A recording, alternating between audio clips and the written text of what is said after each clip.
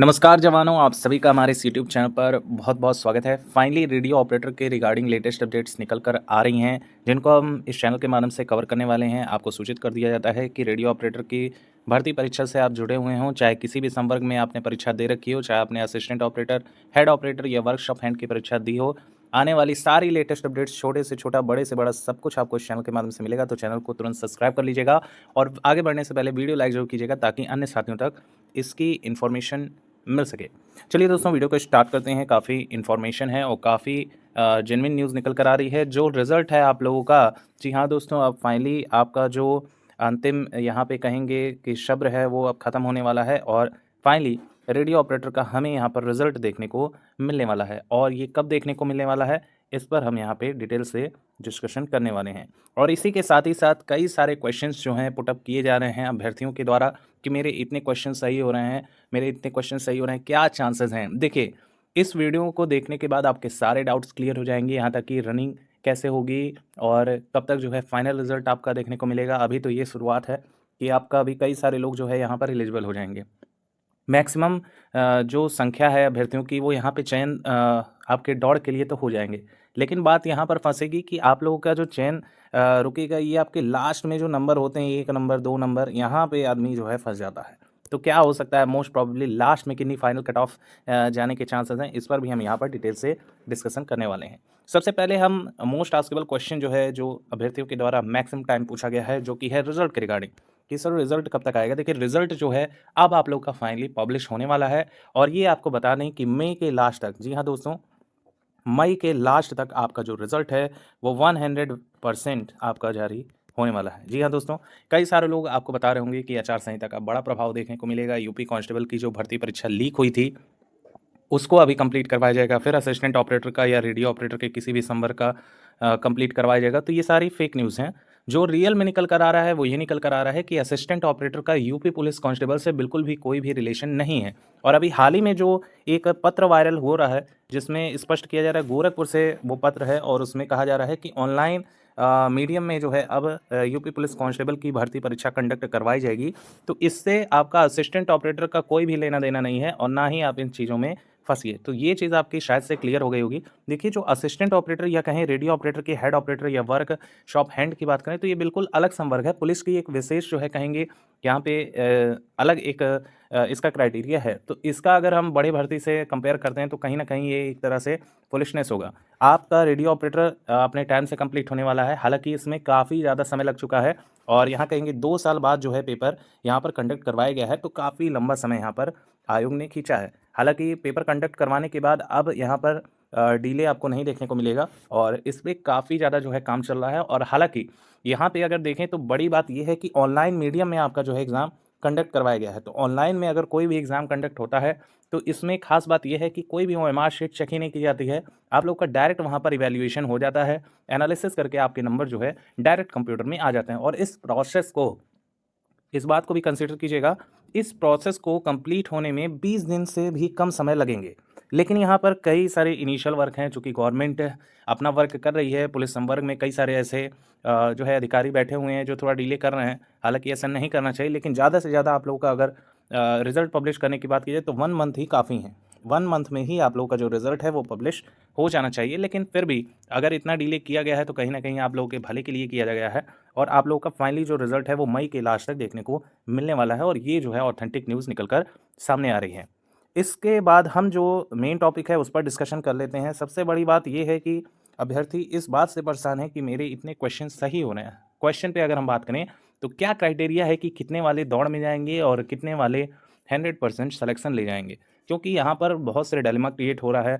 इसमें assistant operator के हमारे साथी हैं, इसमें हेड ऑपरेटर के हमारे साथी हैं, इसमें वर्कशॉप हैंड के हमारे साथी हैं और यहाँ तक कि अगर हम बात करें तो कहीं ज़्यादा जो है यहाँ प्रॉब्लम क्रिएट हो रहा है पोस्ट को लेके। मैक्सिमम अभ्यर्थी जो हेड ऑपरेटर में यहाँ पर पार्टिसिपेट किए हैं वो असिस्टेंट ऑपरेटर में भी पार्टिसिपेट किए हैं और हेड ऑपरेटर वाला अगर किसी को जॉब मिलता है तो कहीं न कहीं असिस्टेंट ऑपरेटर में तो कोई नहीं जाना चाहेगा अगर हेड ऑपरेटर में उनको वर्क मिलता है तो। तो अगर इस सब चीज़ को अगर हम कंक्लूड करते हैं तो सबसे पहले हमको ये जानना होगा कि क्या जो है वैकेंसीज़ देखने को मिल रही हैं। सब कुछ डिटेल्स यहाँ पर कवर करने वाले हैं। देखिए, यहाँ पर सबसे पहले हम बात कर लेते हैं वर्कशॉप हैंड की 120 ही पोस्ट हैं। तो यहाँ पर तो भारी मात्रा में जो अभ्यर्थी हैं वो तो भरे हैं। आप देख पा रहे हैं 73,614 अभ्यर्थियों ने यहाँ पार्टिसिपेट किया है। और अगर हम बात करें आपके अटेंडेंस की, तो लगभग 60% तक अटेंडेंस, 60 क्या 55% तो अखबार में ही निकल के आया था। लगभग 55% अभ्यर्थियों ने यहाँ पर पार्टिसिपेट किया है। मोटा मोटा अगर हम आंकड़ा लेके चलें तो वर्कशॉप हैंड में यहाँ पर काफ़ी भीड़ है, और चूंकि वैकेंसी कम है जिसमें डिवीज़न भी किया गया है। अगर हम वर्कशॉप हैंड का यहाँ पे देखें तो आप देख पा रहे हैं 120 पोस्ट ही का जो है दिया गया है। और इसमें भी UR category, SC category, OBC category, EWS, ST, female, यहाँ पर अलग अलग जो है इनका निर्धारित किया गया है। तो कहीं ना कहीं यहाँ पे अगर हम क्वेश्चन सही होने की बात करें तो कुल मिला के जो क्वेश्चंस पूछे गए हैं वो 40-40 का डिवीज़न किया गया है। 40 क्वेश्चन मैथ के, 40 क्वेश्चन आपके 40 क्वेश्चन में ही 20 क्वेश्चन रीजनिंग के, फिर 20 क्वेश्चन मैथ के, फिर जीएस का, फिजिक्स का क्वेश्चन, फिर 40 आपका हिंदी का, एंड देन जो है 40 जो है स्पेशली जो है रीजनिंग को दिया गया है। यानी 160 क्वेश्चन पूछे गए हैं। हर क्वेश्चन पे 2.5 मार्क्स है, तो ये चीज़ अवेयरनेस आपको होगी। लेकिन मेन मुद्दा जो है वो ये है कि क्या एक बेस्ट स्कोरिंग क्वेश्चन को लेकर रहने वाली है। सबसे पहले हम क्वेश्चन की ही बात कर लेते हैं। वर्कशॉप हैंड में अगर आप यूआर कैटेगरी से बिलोंग कर रहे हैं साथियों, एक जेन्युइन आपको बताया जा रहा है कि आपका यहाँ पे जो नेक्स्ट फेज़ में है वो आपका 100% आप यहाँ पर चले जाएंगे। यूआर कैटेगरी से है और आपके स्कोर लगभग 115 क्वेश्चंस लेके 120 तक आपका आ रहा है। यहीं पे आपका सारा खेल होने वाला है। 115 से लेके 120 क्वेश्चन के बीच में आप आ रहे हैं, कहीं ना कहीं आप बॉर्डर एरिया को टच कर रहे हैं।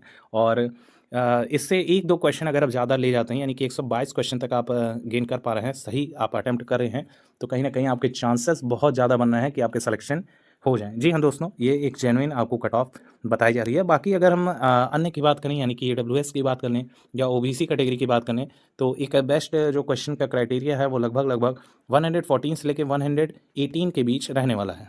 ये जो है आपकी क्वेश्चन की बात चल रही है।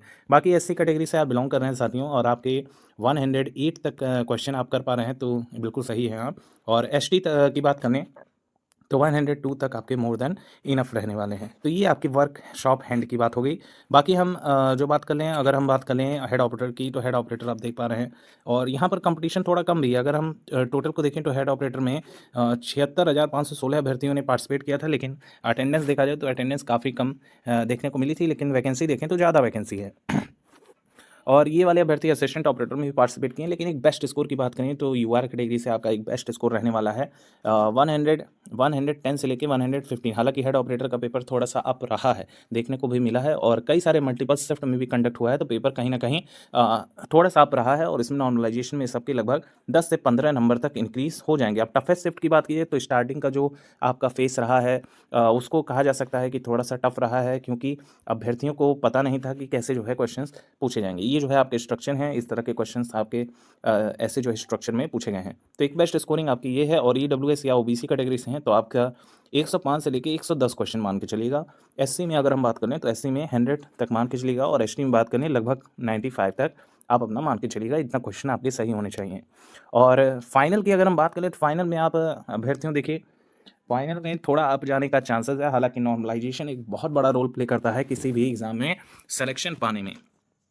नॉर्मलाइजेशन में देखिए, ये जो क्वेश्चन आपको बताया गया है ये आपके नॉर्मलाइजेशन के बाद, मतलब अगर आपके नॉर्मलाइजेशन के बाद इतना अगर आप क्रॉस कर जाते हैं तो आपका सिलेक्शन होने से कोई नहीं रोक सकता है। जैसे कि अगर अभी क्वेश्चन जनरल कैटेगरी से हैं, आपके 114 तक सही हो रहे हैं, ठीक है, 114 तक अभी रॉ में आपके हो रहे हैं, और नॉर्मलाइजेशन के बाद आपके 120 क्वेश्चन तक आ जाएंगे, ठीक है, क्योंकि 2.5 नंबर का एक क्वेश्चन है और 5 अगर बढ़ता है, 5 क्वेश्चन भी अगर करेक्ट मान लिया जाता है नॉर्मलाइजेशन में, तो आपके इतने तक इंक्रीज हो जाएंगे। तो ये आप नॉर्मलाइजेशन के बाद मान के चलिएगा, इतना जो है जाने वाला है।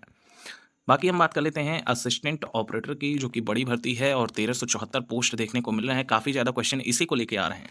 जनरल कैटेगरी में 552 पोस्ट हैं, जो कि अच्छी खासी वैकेंसी मानी जा सकती है यूपी पुलिस में।